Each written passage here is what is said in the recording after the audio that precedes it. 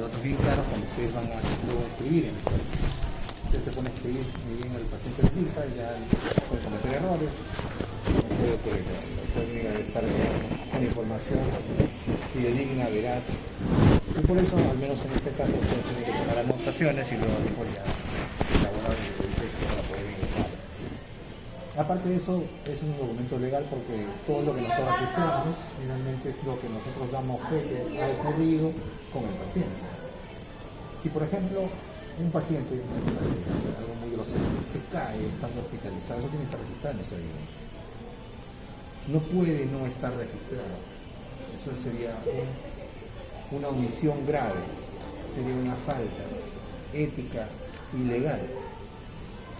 Entonces, por eso la historia clínica es un documento legal. Es un documento, ¿no dijiste económico? Sí, también. ¿Por qué es un documento económico? Porque no puede servir para identificar el ingreso económico del paciente. Sí, pero por eso no es tanto económico, ¿sí? Porque en la historia clínica registramos todos los procedimientos y las cosas que le hacemos al paciente que tienen un costo, ¿no? Los días de hospitalización cada día tienen un costo. Los medicamentos que le damos que tienen un costo. Los procedimientos que le hacemos que tienen un costo. Las interconsultas que le hacen que tienen un costo. O sea, que ustedes estén en un hospital del Ministerio de Salud donde todos tienen SIS y ellos no pagan nada, no significa que no tienen un costo, ¿no? Los que son SIS subsidiados completo no pagan nada. Y los fármacos, doctor. ¿Cómo? Y los fármacos. Entonces, desde el punto de vista conceptual, no hay nada gratis, ¿no? Siempre alguien paga por algo. Si ustedes reciben algo gratis, es porque alguien lo está pagando. Si los pacientes reciben algo gratis para ellos, es porque alguien lo está pagando. El Estado está subsidiando su hospitalización, sus medicamentos, sus interconsultas, sus procedimientos, eso lo paga el Estado. Por eso no tiene un costo. Por eso vienen a Lima, ¿no, doctor? Porque en otros distritos provincias o regiones a veces no puede llegarle el tratamiento adecuado en sus hospitales. Ese es un problema estructural complejo, ¿no? O sea, si tenemos regiones, el plan de regionalización viene de la época del primer gobierno de García, estamos hablando de ya casi 40 años. Si las regiones son independientes, como por ejemplo los estados en Estados Unidos, ¿no? Entonces deben ser capaces de sustentar en el tiempo todos sus servicios, ¿no? Todos los servicios para su población, de la región Amazonas, por ejemplo, ¿no? Tiene su hospital, su colegio, su carretera, todas esas cosas, ¿no? Entonces, la región debe ser capaz de sustentar todos esos servicios que son para los ciudadanos, ¿no? Algunos por ley son gratis, como la salud para los que acreditan tener bajos ingresos, pero que les dan SIS total, subsidiado total. Pero el problema es que está haciendo con la plata, ¿no? O sea, que si en vez de invertirla en lo que necesita la población, lo que son necesidades básicas, la gastan en cosas que no son necesidades. Eso digo, eso es un problema complejo, no vamos a nunca cambiamos de discutir. El punto es que lamentablemente la capacidad resolutiva, o sea, la capacidad de los establecimientos en provincias para resolver problemas de salud complejos, no siempre es la que debiera tener. Entonces al final termina en Lima, a pesar de que en Lima a veces no siempre tenemos la posibilidad de tener. Entonces esto les he mostrado, no tenemos el correo. Estamos pidiendo a la directora ahí para que los trámites. Entonces, es económico por eso, porque todo lo que está registrado nos va a permitir saber cuánto hemos gastado del paciente. Entonces, repito, que ustedes no vean que el paciente saca su bolsillo y pague, excepto que si fuera una clínica no significa que no tenga un costo, sí tiene un costo. Y toda esta información que registramos en el estudio clínico nos sirve para muchas cosas. Nos sirve primero para la evolución del cuidado del paciente. Día a día vamos registrando cómo va, sabemos si está yendo mejor, si está yendo peor.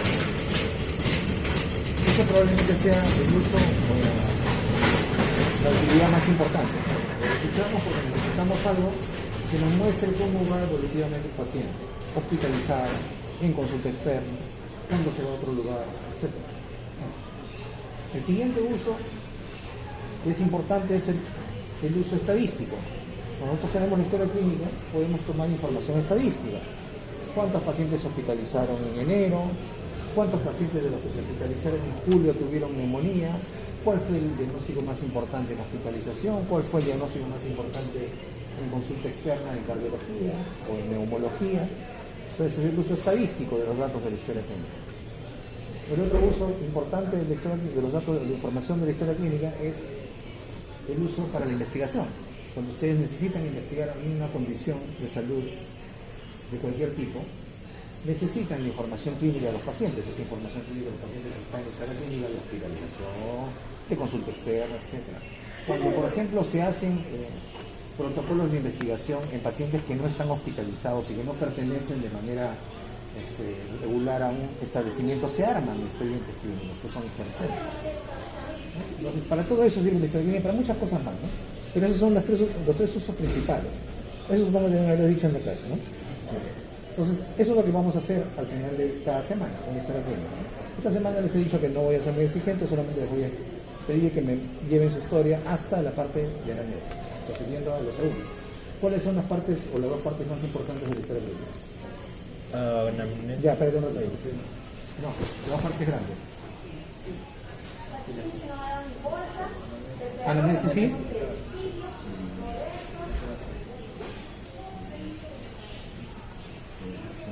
Exacto, y examen clínico. Esas son las dos partes más importantes de la historia. Ustedes desde ahora tienen que aprender a sistematizar el conocimiento. Sistematizar el conocimiento, como les dije ayer, es hacerlo de manera ordenada para que nunca se equivoque. Es meterlo en algún... Vamos a hacer la analogía para que sea algo que ustedes se den cuenta, ¿no? Es como meter una parte del conocimiento en un cajón y la otra en otro cajón para que esté ordenada en su cerebro. ¿Cómo se llama esta película? Intensamente, ¿vieron Intensamente? Sí. De Pixar. Ya, igualito funciona el cerebro, ¿no? Ponen la información en pequeñas celdas o cajitas, así quiero que sistematicen el conocimiento. Y es lo que van a hacer en toda su vida, tienen que sistematizar el conocimiento para poder aproximarse al paciente de una manera ordenada. Si está leyendo a la gente, y espero que sí, porque efectivamente he confirmado, lo sigo leyendo de todos los días y he confirmado que hay un salto cuantitativo tremendo desde la primera edición, y efectivamente está mejor, está muy bien este libro en esta última edición. Ustedes leen el prefacio de la última edición, ellos reconocen que tienen que apoyarse más en los métodos diagnósticos actuales, ¿no? Porque la medicina ha cambiado. Entonces tienen que hablar más de medicina basada en evidencia. Ya dejaron de lado la semiología francesa, ¿no? Exacto. No totalmente, ¿ya? Pero, o sea, porque al final dicen sí, pero de todas maneras es necesario, sí, hasta cierto punto. El punto es de que uno en su vida de médico se da cuenta qué es lo que sirve y qué es lo que no sirve, ¿no? En este momento, como les dije yo a ustedes, yo les voy a enseñar todo lo que dice sociólogos, todo lo vamos a ver. De repente no vamos a mirar algunos signos y no, porque es raro, pues, o sea, hay cosas que le van a enseñar en la teoría que ya no se ven, ¿no? Entonces, pero todo lo que sea el contenido programático lo van a saber. Pero de ahí ustedes van a aprender al final de cada capítulo, espero, a poder escoger lo que van a usar cuando van a examinar al paciente. Entonces, las dos partes grandes son anamnesis y examen clínico. Ayer hemos hablado de muchas partes de la anamnesis, se divide en otras partes. La primera parte de la anamnesis es la afiliación. ¿Qué es lo que ustedes ayer mostraste la afiliación de tu paciente? La segunda parte es el motivo de consulta.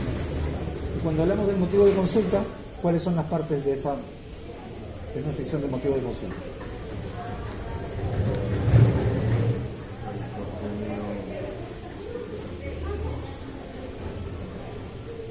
¿El relato? Ya, es la parte más importante del motivo de consulta. ¿Qué más?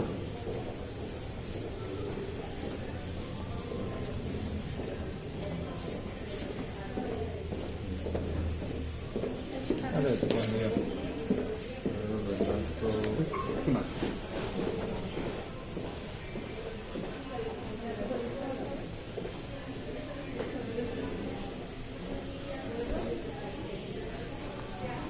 El tiempo de enfermedad. El tiempo de enfermedad.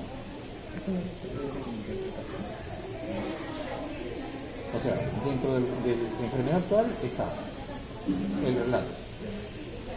Que ustedes lo redactan después de haber preguntado al paciente.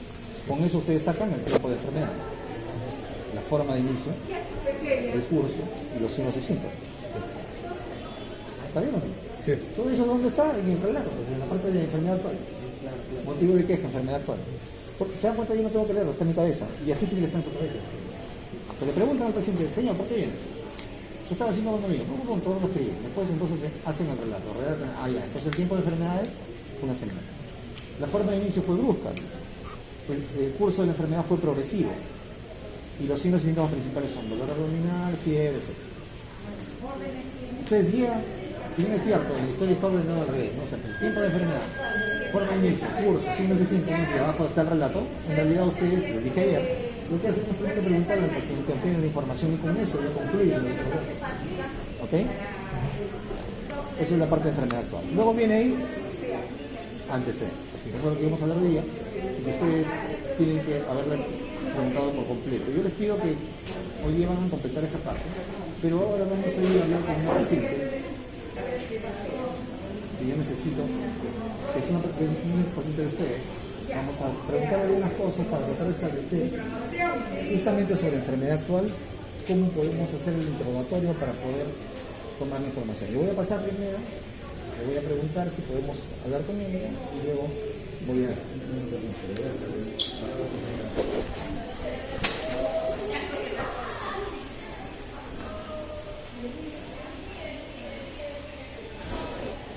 ¿80 de brotes de la gente?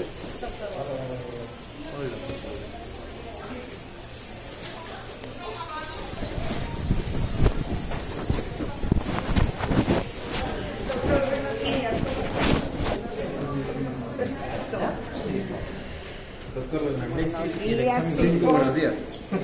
Forman la historia clínica en su totalidad, ¿verdad? La anamnesis y el examen clínico Forman la historia clínica. Y la mayoría de diagnósticos se van a resolver con el examen clínico, creo que mencionó también en otro día. la mayoría de diagnósticos se van a responder con la historia clínica completa.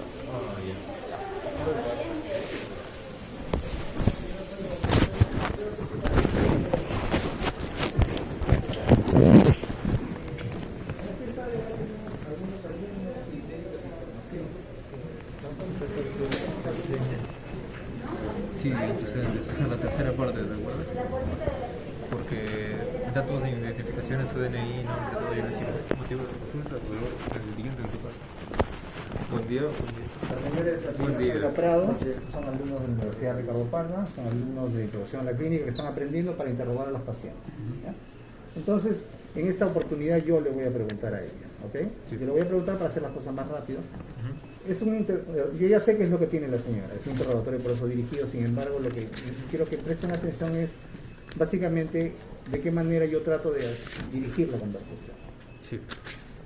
Yo más o menos he leído su historia, pero quiero que usted me cuente cuándo empezó el episodio que la trajo a hospitalizarse aquí. Más o menos, el día de hoy estamos 23 de agosto. ¿Hace cuántos días usted se empezó a sentir mal? O sea, el día que le internaron, ¿usted estaba completamente bien? Estaba mal. ¿Cuántos días antes de que la internen estaba mal? 4 días. O sea, 4 días antes de que la internen estaba usted completamente bien. Sí, ¿Qué pasó 4 días antes de que la me internen? dio fiebre. Ajá. Sí, 4 días antes de que la internen le dio fiebre. sí. Ya. ¿La trajo que por primera vez al hospital? No,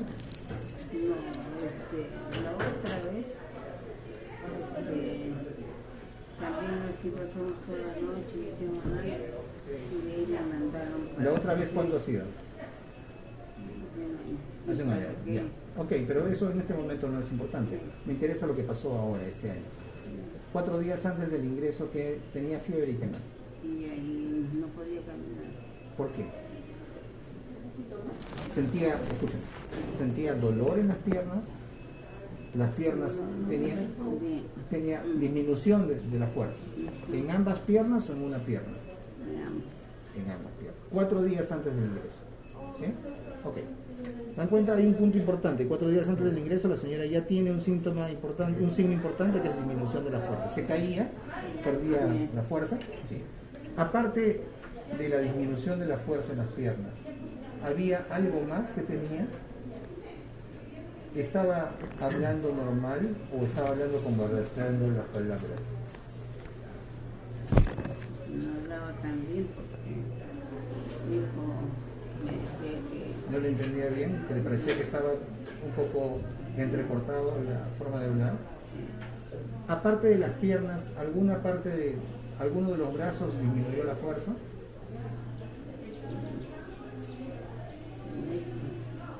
Brazo derecho. ¿Todo eso ha ocurrido 4 días antes del ingreso? ¿Cuál de ellos? ¿Este o este? Este, Ya. Aparte de la disminución de fuerza en las piernas, en el brazo, y un poco como que hablaba entrecortado, ¿había alguna otra cosa más? aquí el tipo de artrosis, Esas son enfermedades que usted tiene. Cuando vino por emergencia. sí, ¿Cuándo llegó por la emergencia? ¿Se acuerda usted qué día? después lo anotó. Ahí la han anotado. 20. No, eso es la fecha de cuando le han colocado la vía. Algo de 30, Estamos 22, 23 años. ¿Hace cuántos días que está acá? que más de una semana. Más de una semana. Ya, eso lo podemos averiguar después, ¿no? Preguntando a los familiares, dónde van a traer de emergencia. Ya, digamos que es una semana. Cuando usted llegó de emergencia, ¿cómo estaba? ¿Se acuerda qué era lo que tenía? ¿Cómo se sentía? ¿Cómo se tenía? Tenía mucha fiebre. Fiebre. ¿Cuánto Sí. tenía de fiebre? No sé porque me lo hablaron allá abajo y de ahí me mandaron consultorio Ya. y de ahí a la consulta. ¿Pero usted cómo se sentía? Sí, me sentía mal, entonces, como yo dormía en el segundo piso, pues para que me bajen al primer piso, y ya así Ok. La historia es un poco confusa, ¿verdad? Tenemos datos aislados, sin embargo, para clarificar un poco voy a pasar a la siguiente parte. ¿Usted sufre de enfermedades crónicas? ¿Tiene hipertensión, diabetes? no, pero sí padezco de la artrosis. Ya. ¿No tiene ni hipertensión ni diabetes? No, ¿No toma pastillas para ninguna enfermedad? no, ¿Usted ha tenido antes un infarto cerebral o un infarto al corazón? no. Sí, sufro corazón. ¿Sufre del corazón? ¿Qué problema tiene el corazón? Me dijo el doctor que tengo arritmia. ¿Cuándo le dijeron que tenía arritmia? Hace más de un año. Miren, eso es importante. ¿Le dijeron el nombre de la arritmia? Una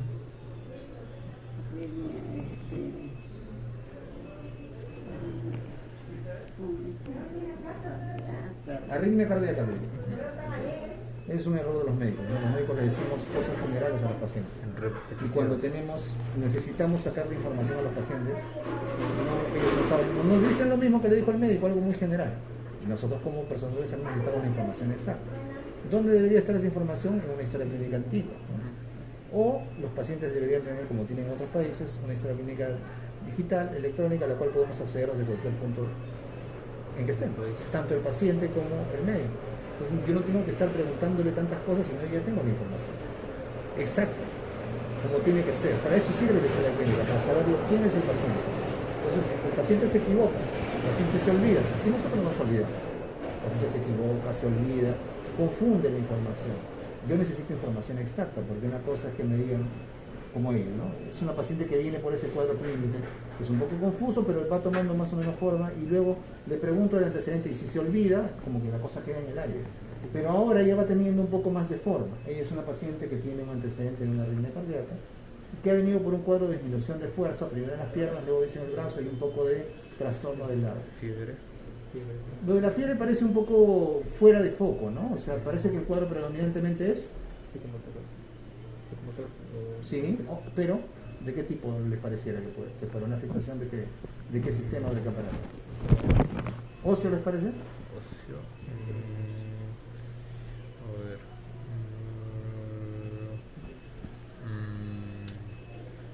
Disminución de fuerza en los miembros inferiores, en nervios. los miembros superiores también, y un poco en disminución en la... Muscular.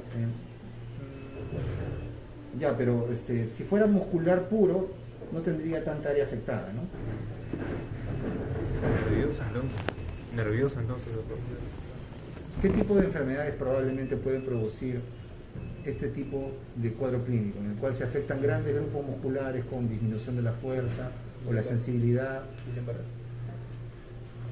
Eso es como, el Guillain-Barré es una enfermedad distinta, ¿no? Y vamos a, pero, o sea, en general, esto es un problema neurológico, básicamente, porque si existe, por ejemplo, una afectación a nivel cerebral en corteza o en o dentro, en parénquima cerebral, La afectación de las fibras nerviosas que pasan por ese lado va a afectar a todo lo que esté inervado.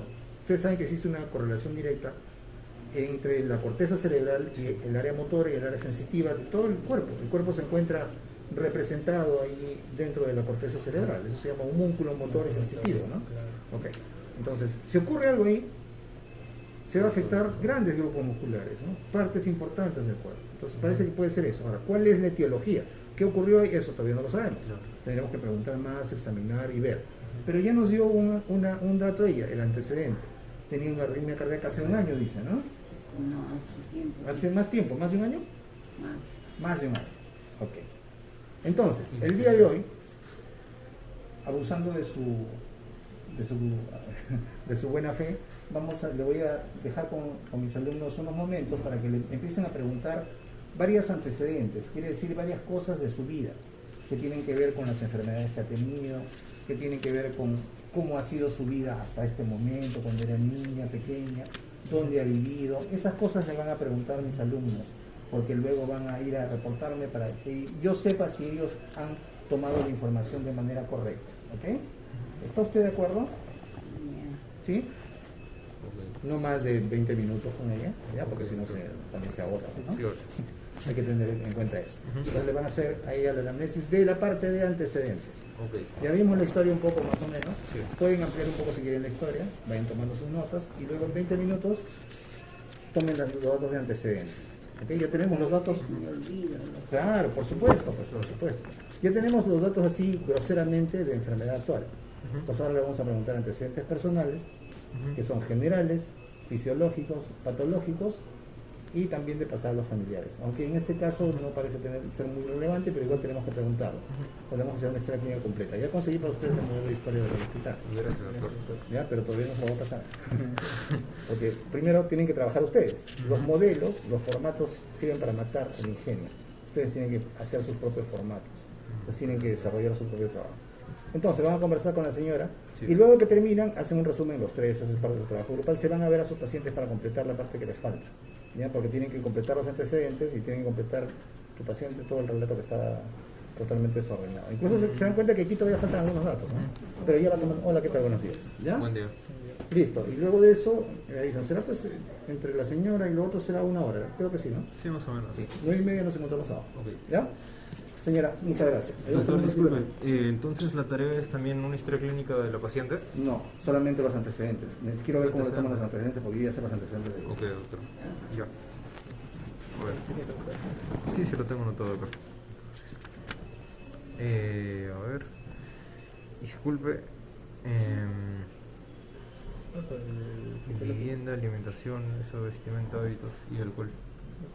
¿No? ¿Lo pasamos? No, sí. Ah, ya. La vivienda en la que usted estaba era una casa, un departamento. Es una casa, pero con 4, como departamento. Ah, como un departamento con 4. Sí. Ah, ya. Vive en una casa.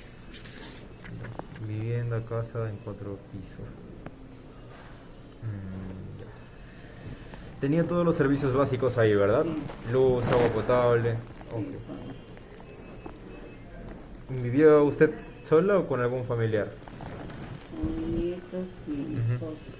Sus nietos y su esposa. Bien.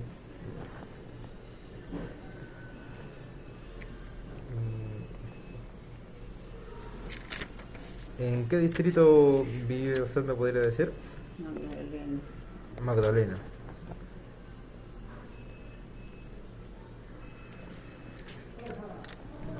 ¿A qué se suele dedicar usted en su trabajo o ocupación?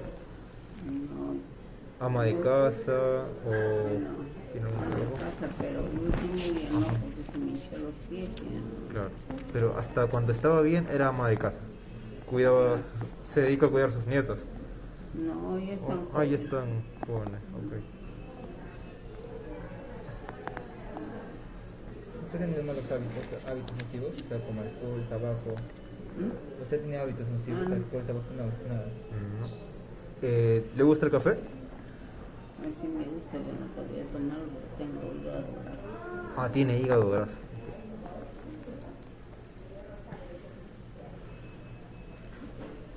Así que de todas formas no toma nada de café, No, ni de vez en cuando.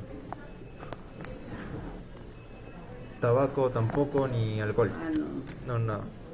Los hábitos alimenticios era de comida de casa, embutidos. Comí en casa, pero Frituras o... no, porque como yo sabía Ajá. que tengo el hígado graso, no puedo comer. Cuando tengo arroz con culantro no puedo comer porque me O sea, usted controlaba su dieta cuando ya tenía. Sí. Ah, ya.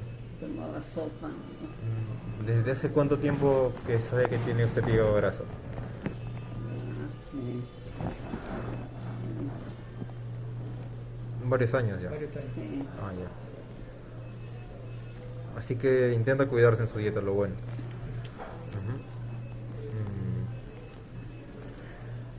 Ujú. Económicamente, ¿usted siente que siempre le ha alcanzado el dinero para poder vivir bien? Sí, porque como mis hijos no trabajan acá, trabajan en Chile.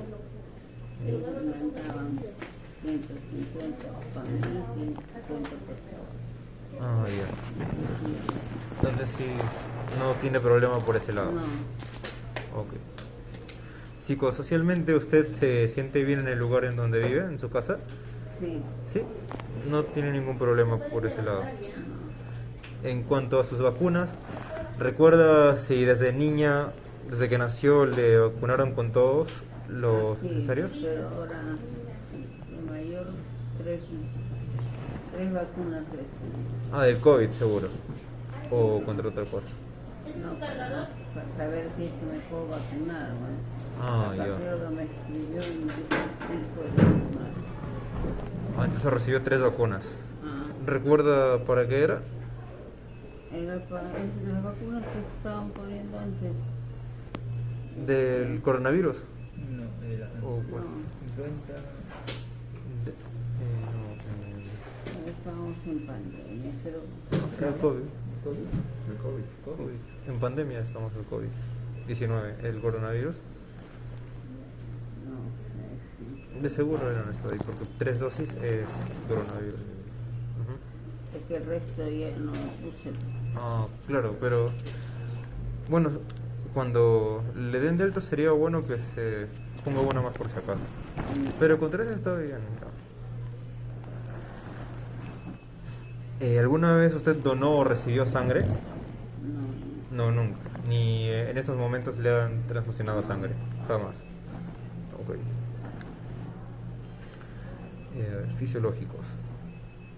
Usted, disculpe, ¿a qué edad tuvo su primer hijo? al 21, A los 21. ¿Cuántos hijos tiene en total? 3 hijos. El segundo y... ¿Natural o cesárea? no, natural.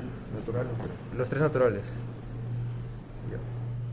Ya. ¿El segundo y el tercero los tuvo cerca también al primero o después de un tiempo?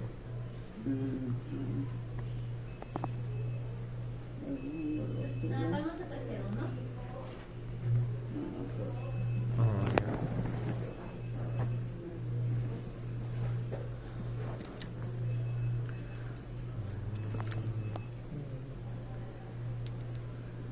Era la primera vez que está en el hospital, ¿no? Primera vez que está en el hospital.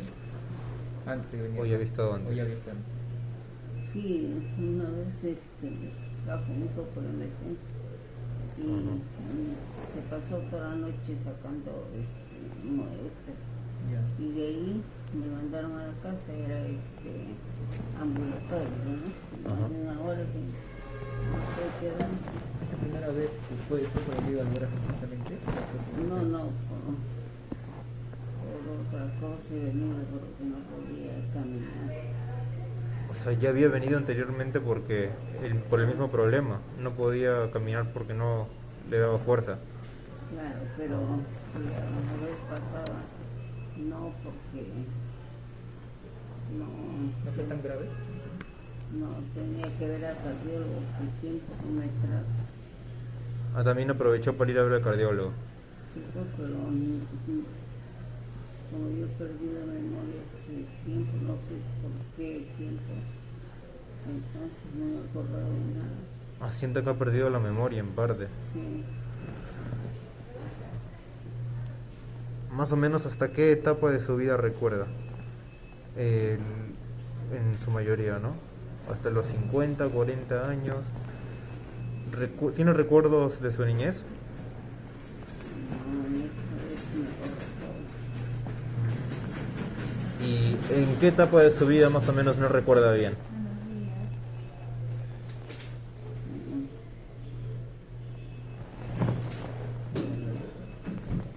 O sea, recuerda toda su vida, pero ya hay algunas cosas que se va olvidando.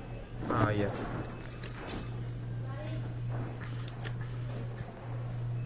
¿Tenía alguna enfermedad que recuerde cuando era niña? ¿Una enfermedad que persistente? ¿O cuando estaba adolescente, joven? Cuando estaba joven tengo artrosis a la columna, a la cadera, Así. y me hacían, ¿cómo se llama? Rehabilitación, pues. Pero, Artrosis a la columna, a la cadera, ¿no? sí.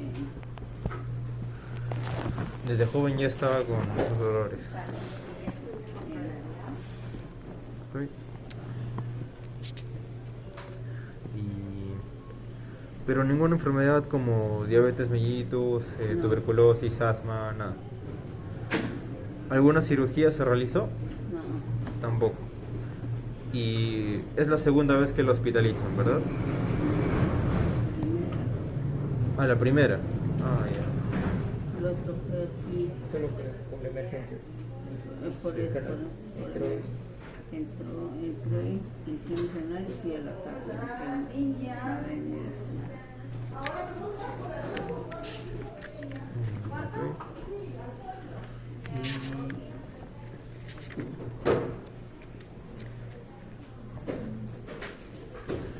En cuanto a sus familiares, ¿recuerda si sus padres tenían alguna enfermedad que era persistente, como diabetes, hipertensión? Ellos han muerto por vejez. Por vejez, vivieron bastante. En cuanto a sus hermanos o sus abuelos, ¿no recuerda tampoco que tenían alguna enfermedad? Yo sí, no sé. Mis hermanos no sé. Tampoco. Y en cuanto a sus hijos, tampoco ninguno tiene alguna enfermedad notable.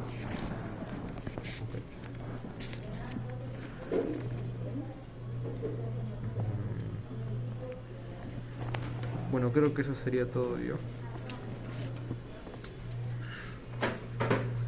¿O algo más?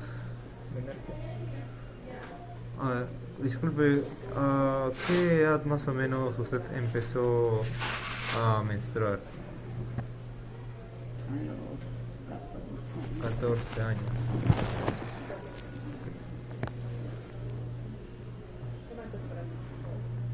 Está dentro del rango aceptable. Eso sería todo, creo. Menopausia, más o menos el fin de su así, como a los 40. 40 y tantos, más o menos.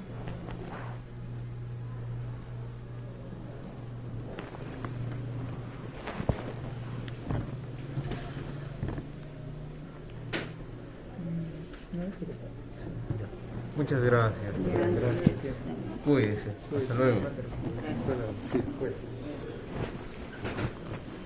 Disculpe, bien. Gracias.